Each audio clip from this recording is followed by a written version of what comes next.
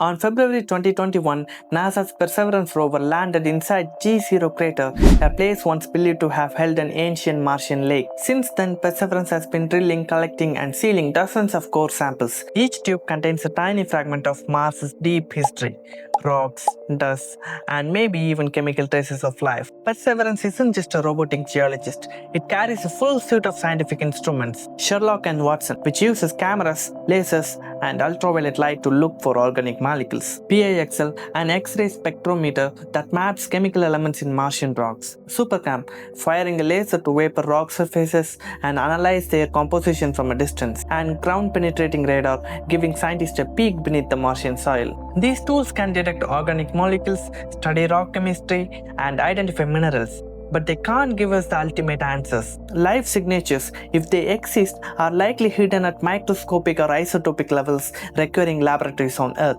Earth-based labs are 1,000 times more precise. We can use electron microscopes, isotope ratio mass spectrometers, and instruments far too large to ever launch into space.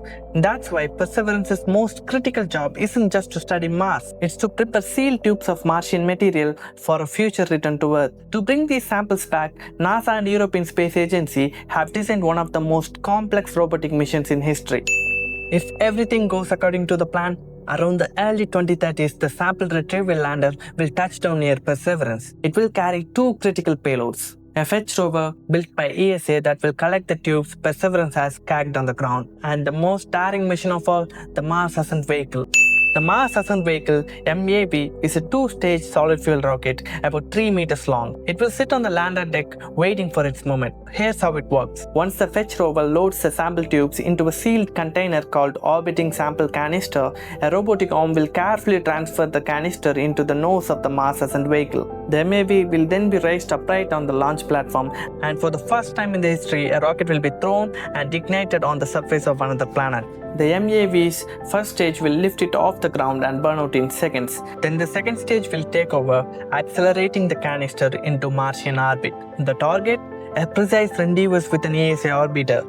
In orbit, the Earth Return Orbiter, built by ESA, will capture the canister and place it in a heavily shielded Earth entry vehicle. This capsule is designed to endure long trip home and fiery plunge through the Earth's atmosphere. The Earth entry vehicle will arrive back around mid-2030s. It won't have parachutes or engines. It's built to crash land safely in a control zone, most likely at the Utah Test and Training Range in the US. The capsule is designed to survive high impact, keeping the Martian samples pristine and sealed. From there, the samples will be moved to a specialized containment facility where scientists, after decades of waiting, will finally hold pieces of Mars in their hands. Such an ambitious mission faces huge challenges. The budget, already stretching into tens of billions, strict planetary protection protocols to avoid contaminating either Mars or Earth, engineering risks like landing heavy payloads, launching the MAV, and orbital rendezvous, and the timeline, with the earliest return expected no sooner than 2030s. Despite the obstacle, the potential payoff is extraordinary. The samples may reveal whether ancient Mars supported microbial life. They'll help us understand how planets form, evolve, and maybe even how life begins. NASA's sample recovery plan isn't just about science. It's about our place in the universe. A quest that started with Perseverance drilling into a Martian rock could end with humanity's first proof that we are not alone. This is more than a mission, it's history in the making. And when those samples finally arrive on Earth, the world will hold its breath, because in those tiny tubes lies the story of another world.